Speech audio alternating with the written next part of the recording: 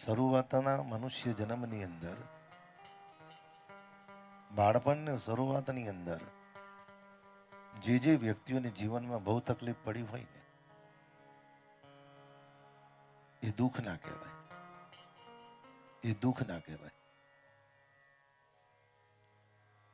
પરિસ્થિતિ વિકટ ના કહેવાય. અને ભગવાનનો નિયમ છે કે ભગવાનને જીવનમાં તમને કંઈક બનાવવા છે ને, ભગવાનને જીવનમાં કંઈક તમને બનાવવા છે, તો કોઈક વાર સમય પરિસ્થિતિનું નિર્માણ એવું કરી દે